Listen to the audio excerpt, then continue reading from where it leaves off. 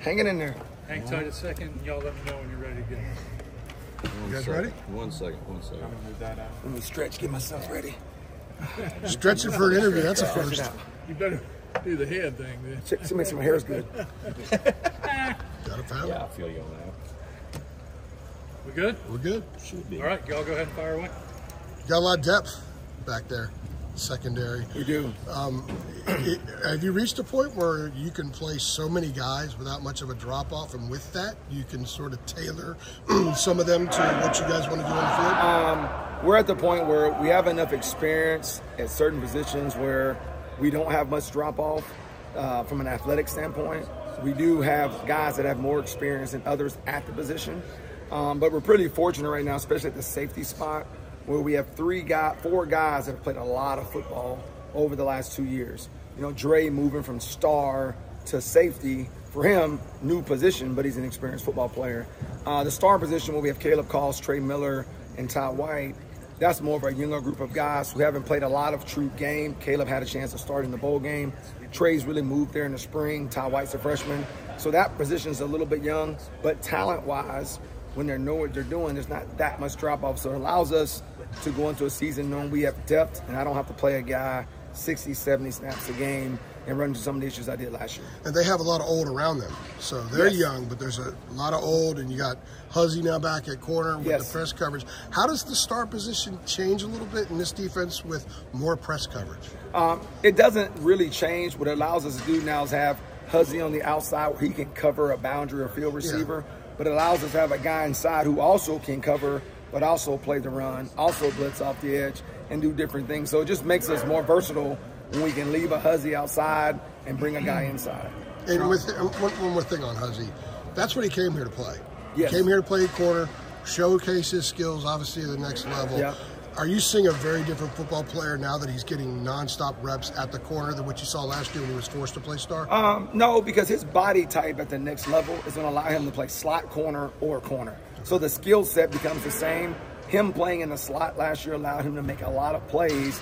You know, they can throw away from a corner. It's hard for them to move away from a star because he's involved in almost every single play in the slot.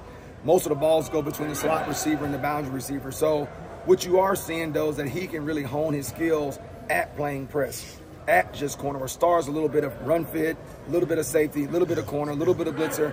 He's so focused on playing corner now, so his skill set is increasing by the minute, which is great for him. What's it been like working with Jeff Collins? Obviously, you guys both have a ton of experience in college football, but it's a lot of different experiences. Your first time working with him. What's that? It's been great. I've known Coach Collins a long time. He actually tried to hire me years ago at Mississippi State. Then he tried to hire me in Florida, and it just never worked out. So we actually get to finally reunite here in Chapel Hill. He's a great football mind. He's very passionate about the game. He pours into the players, and he pushes them to really play with effort and energy. No matter what the call is, he pushes them to play with effort and energy. So having a lot of experience, both of us in different realms, but a lot of times the schemes, the concepts, it's just different. You know what I'm saying? It's different names, but some of the same stuff. So there's not a lot of brand new teaching that we've never been around, which makes it very, very seamless. So it wasn't a long process adjusting from Chiswick stuff to Collins stuff? And it's just football stuff. I mean, a lot of these families of defense, there's only so many ways you can play cover 3, so many ways you can play quarters, man free. So what happens is, it's just a tweak here or there. It's a change here or there. It's a different look here and there. So on the back end, from that perspective, it's either cover 3, it's quarters, it's cover 2, it's man, all those different things. It's just the way in which he wants to implement it and down, which is awesome. You were talking about your corners, and Marcus was in the other day. He said he's bigger and stronger. Just where else?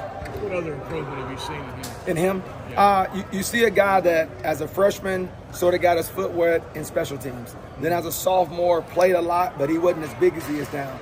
Now he's hitting his stride. And I told him this the other day.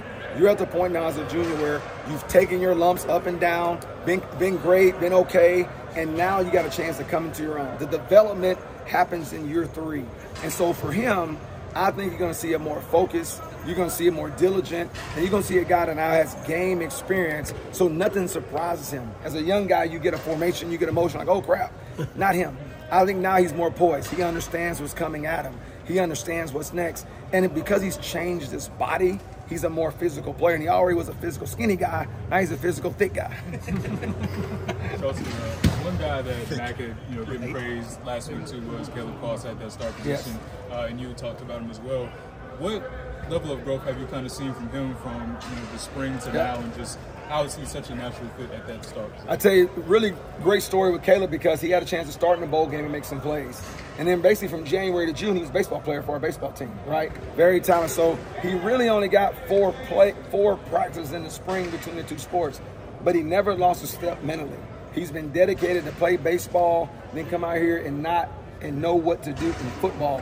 And he's had a really good camp so far, competitive. He's got speed, he's got toughness, and he's very, very coachable. So I think you're getting a guy that can help our defense because it allows us to let Huzzy play corner.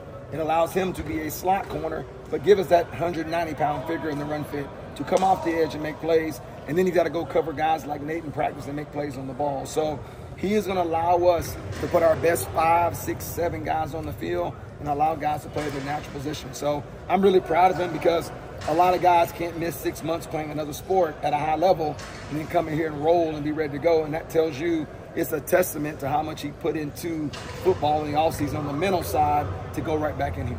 Charlton, along those lines with Caleb, like what you're talking about, the mental side of it, how did you see him try to approach doing both when he's over there and he's coming back over here? Like, how did you see him just go about staying sharp or getting deeper into the playbook? I tell you, he was over here so much, I said, bro, you're going to get me fired because there's an hours limit. Because he would try to pull himself here, even if he couldn't practice, but he could watch at times. He could watch a lot of film on his own. So whatever we did in practice physically, he in his own time did mentally through tape.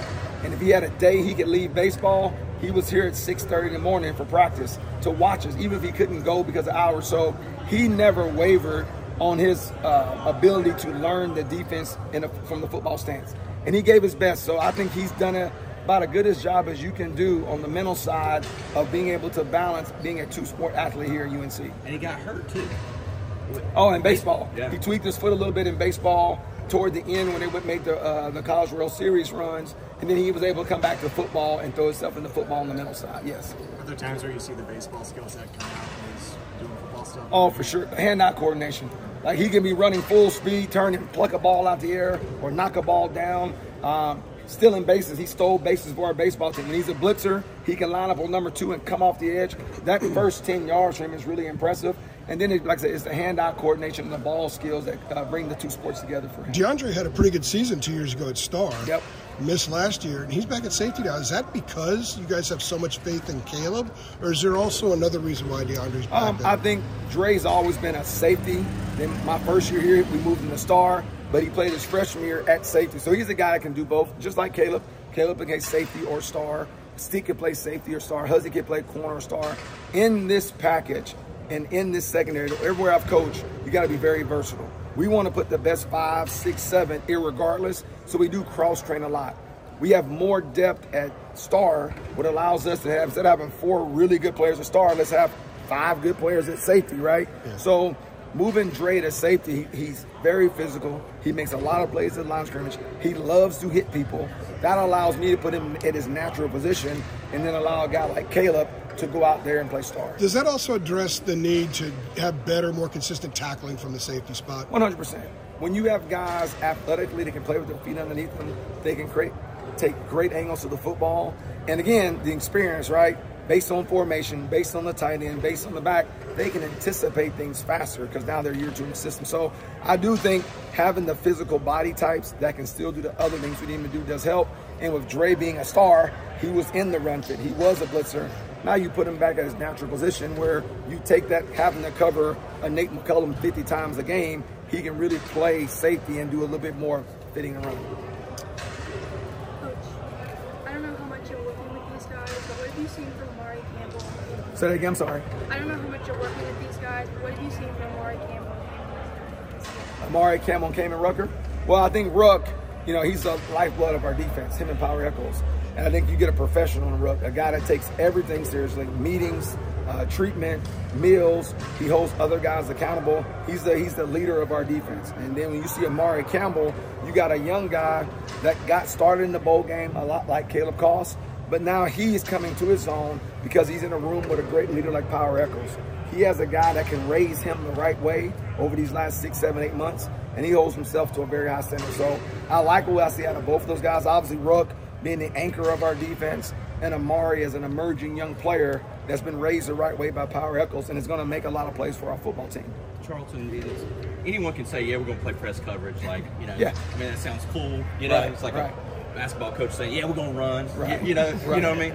But, like, the actual doing it, the execution of it, how is that coming? What is the balance you're trying to strike there with the guys pressing on the outside? And do you think you can hold up? Yeah, I think when you say press coverage, it's easy to say, it's harder to execute, right? Very easy concept. You get those cats, right? But now you got to execute. And I think what Coach Jones does and what I do is we do a lot of time on the fundamental and technical work. The athletic ability these guys have. But 9 times out of 10, when you give up something in a press or a man technique, it's because of fundamentals. It's not because of ability. So we spend a lot of time now that we know what we want to focus on. And it's not just one high man. It could be match quarters. It could be match cover 3. But the fundamentals are the same. So it's a lot of same as teaching. And so for the corners, they get it over and over and over and over in different concepts, which allows them to focus on their technique. And they've got to find ways to give them relief at times as well. So a team doesn't know 60 plays a game, they're on an island and attack them. Okay, we want it to look the same and play different stuff. But because we have more depth, because we do have a guy like Marcus Allen and Elijah Huzzy, Stewart, Ty Adams, we have a lot of guys that from day one, starting January 1st, we've raised them on, we're going to defend every blade of glass, we're going to defend every blade of grass, and we're going to try to deny the ball and make quarterbacks make the tight window throws. So they've embraced it because that's what part of it is so much the mental side of a guy saying, I buy into winning my box. I know that every single time it's going to be on me to do it, and they've all raised themselves to the challenge. That's what I was going to say, just to follow up on that. You talk about the fundamentals, but it's a mentality. It has to be a mentality shift, doesn't it? That's right. Well, we played a lot of match. We played a lot of matching situations. Now they just get to do it more. A guy like Huzzy going back outside as a coach makes you feel better about doing that as well, because you got a really talented guy moving back to his natural position.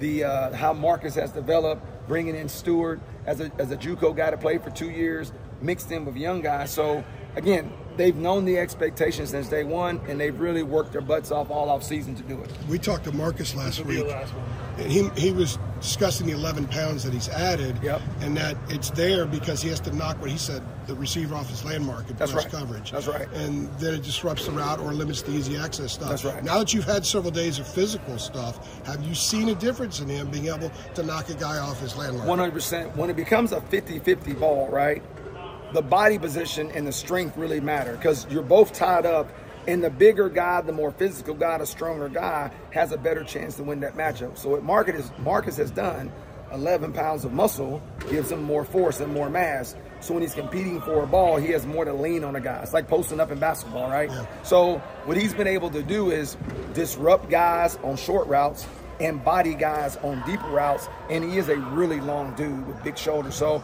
it's really helped him in his development to defend at an aggressive level when it counts the most. And if I got a quick follow-up to that, because you see different confidence in him too, because he knows that added weight's making him stronger. Yeah, when you hit the gym, it's a different battle for him now. Yeah, if any of us, right, we hit the gym, we look in that mirror and we see something we like, we got a lot more confidence in ourselves. And I think Marcus has looked in the mirror, likes what he sees, and he plays with that same swagger. And that's what I see from Marcus that is different from the past. Young, talented guy working hard. Now I got an older, developed guy with swagger. And when you play with swagger, what you must do to cover another cat in this league, it makes all the difference. And I think you see a group of DBs playing with a tremendous amount of swagger, and it's real. They believe it, they've earned it, they've worked on it, and now we just gotta go out in week to week and show what we can do. All right. Everybody good? Thanks, I really appreciate it.